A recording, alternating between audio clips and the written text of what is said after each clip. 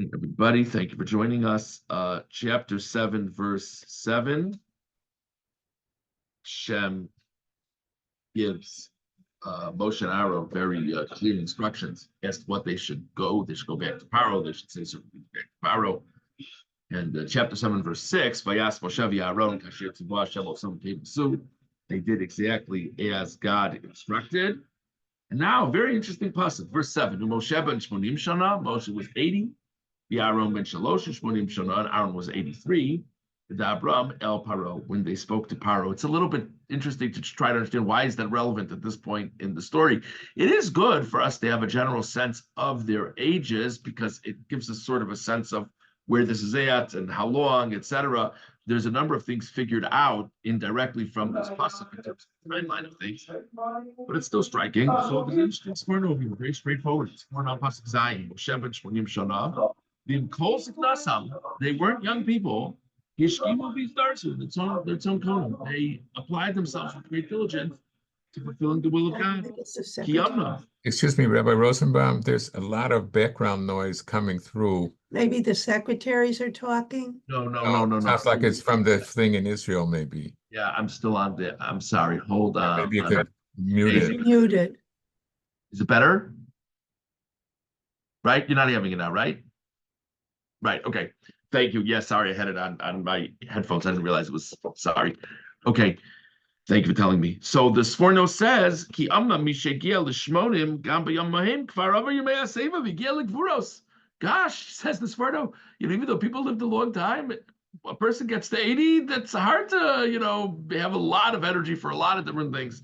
And they really thrust themselves into this role. Just interesting, just shot. Okay.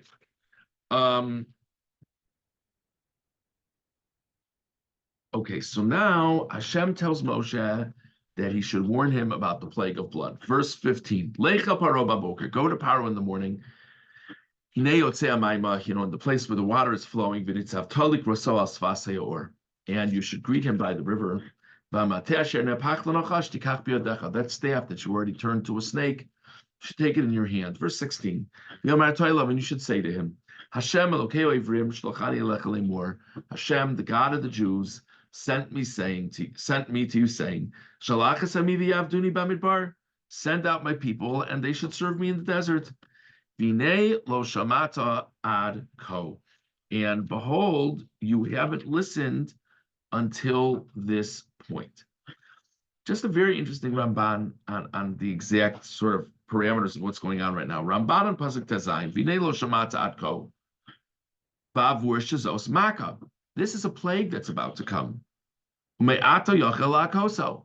God is going to begin to strike Paro. Omar lo ki risho gorem lo. So Moshe now comes and tells him very clearly in the name of God, it's his wickedness that's causing this. Let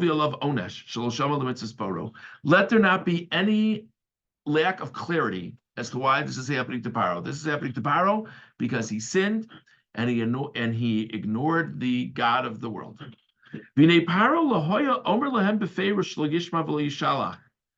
It's a very interesting observation from the Ramban.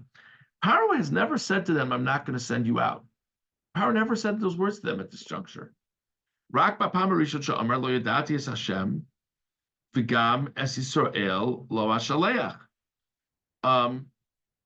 He said the first time, he said, I don't know who this God is, and I'm not going to send the Jews.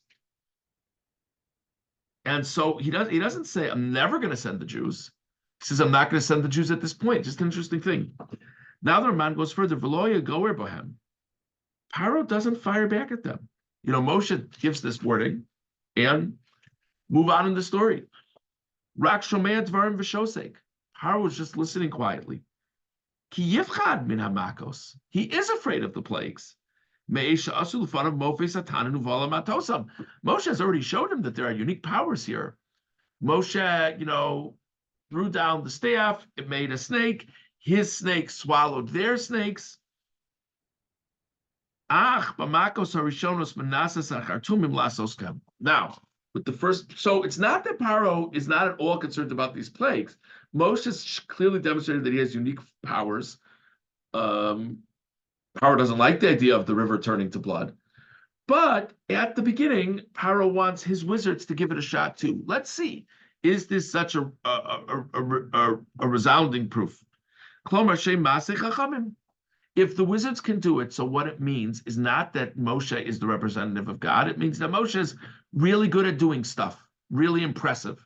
But that doesn't mean I have to let them. I mean, I have to decide, is it worth letting the Jews go if I don't want my water to turn to blood? If I'm ready to dig in my heels over that. So Moshe hasn't proven that there's a God who's running the world, who's on the Jews' side. What Moshe's proven is that he can do these tasks that the Egyptian wizards can do also. Good for him. Vinehu Yare u'mischazik. So Paro's scared because Moshe's clearly doing all kinds of stuff, but he keeps on telling himself, this is not reason to let them go. And maybe he's just really good at this. Maybe he's just really good at that. I don't need to assume that there's this God who's running everything. Paro. So that's what's going on. And a few psukim later, that Paro strengthens his heart. We already discussed it could be that Hashem's strengthening Paro's heart, or Paro strengthening Paro's heart. But if you understand that Paro's strengthening Paro's heart, so it's not that this meant nothing to Paro. It's not that Paro's ignoring him. It's that Paro just doesn't have anything to say back. But Paro is taking note of all this, and he's getting concerned about all this. Okay, let's now jump ahead to chapter 8. Chapter 8, verse 5. Chapter 8, verse 5. We're in the second plague now, the plague of the frogs. And Moshe calls, Paro calls Moshe in. He says, you got to stop this. You got to just end this. I can't handle this. Daven to God. Stop these frogs, and I'll send out the nation. Just daven to God. Just get this over with. Verse 5. Vayomer Moshe Pharaoh his pa'er line. Moshe said to Paro, why don't you glorify yourself over me? Why don't you show me a thing or two? Limosai atir lecha. When should I daven for you? V'lavodecha ulamcha, and for your servants and for your nation. Lachris hatzfardim, to remove the frogs from you and from your houses. Rak by or tisha arna. That you'll just remain. The frogs will just remain in the river and they'll be out of your way. When would you like it to stop? Why don't you make your appointment now? Why don't you make your request? And now Paro says something bizarre. Verse 6. Vayomer l'machar. Paro says, let's stop it tomorrow.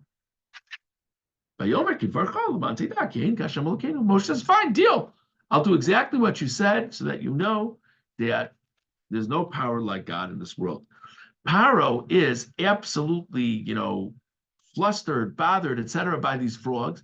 Moshe says, when do you want it to stop? Paro says, how about tomorrow? How about now? Why does he say stop it tomorrow?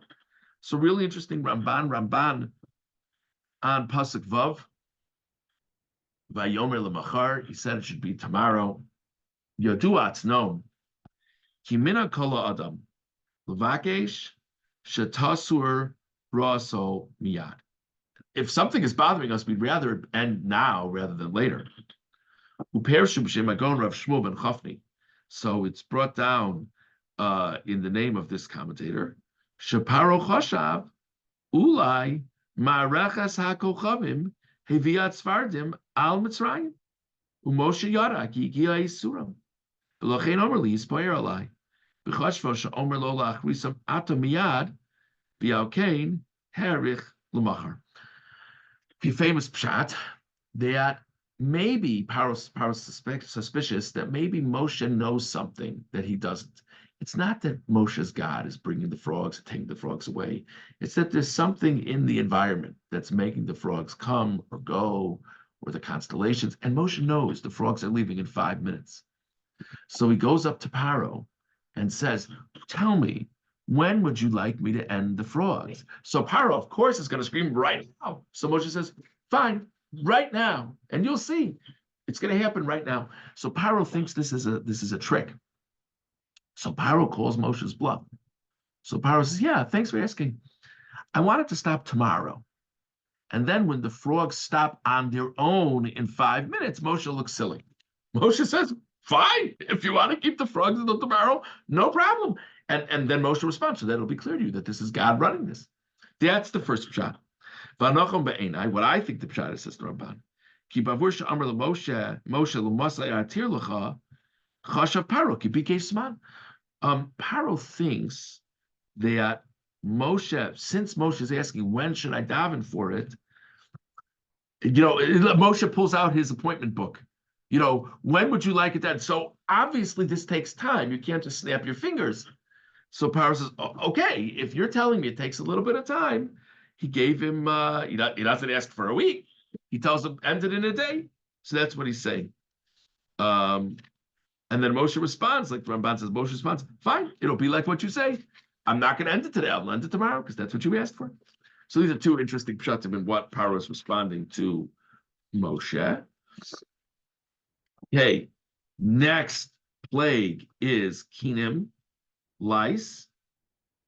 And as Paro has been doing, Paro tells his wizards to match the trick that Moshe and Aaron do. So in verse 14, still chapter 8, verse 14, it says, the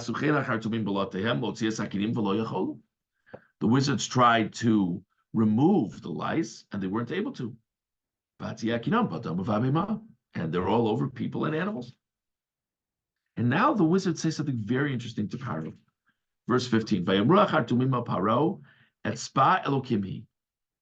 the wizards say to Paro, this is the finger of God. The heart of Paro was hardened, and he didn't listen to them, kasher tiber Hashem, as God said.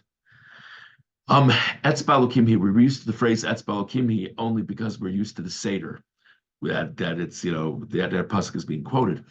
Etzba Lokimhi is a very interesting phrase. The finger of God. We talk a lot about the hand of God. Why are the wizards talking about the finger of God? So Ramban on pasuk Tesvav, Vayomru achartumim el Paro etzba Lokimhi, Amar Reb Avram, ki bavur sha'asu k'maaseh Aaron b'dvar hatanin, gam makos hadam v'atzvardeya v'lo yochlu atalasos came. So they've matched every trick with turning the staff into a snake, the plagues of blood, the plagues of frogs, and now they're not able to match it. Amru Paro lo bazo samaka ayedei Aaron bavur Yisrael rak makas elokimi kifi marechas hakochavim al eretz Mitzrayim. The Ibn Ezra says something really interesting. The Ibn Ezra says what they're saying to Paro is, we can't do this, but the fact that we can't do this means it's impossible to be done by man. So this must just be something that God is doing over the Egyptians, over the land of Egypt, I'm sorry, but not the Jewish God. This is just some natural miracle, but this is not them. The Jews should not take credit for this. Ki Paro lo kichesh habore, rak Hashem sheizgilo Moshe. Says the Ibn Ezra, it's not that Paro didn't believe in a deity. It's that Paro didn't believe in the special God of the Jews. So the wizards turn to Paro and they say, this must be God's work, but not the Jewish God, just like the God that we recognize. So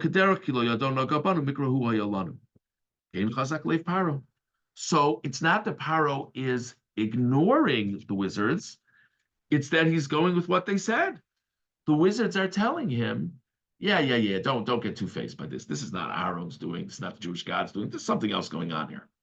We're going to talk more about this tomorrow. Just to whet your appetite a little bit, the Ramban is very interested in the language of Elokim versus Hashem. What do we learn from that? That talks about Elokim versus Hashem. So we spoke this morning about the significance of giving the ages of Moshe and Aaron. We spoke about the exact position of Paro before the plagues begin, in terms of his outlook. And we spoke about what he means when he says, end of plague of the frogs tomorrow. And we began speaking about what the wizards are saying when they say it's the finger of God.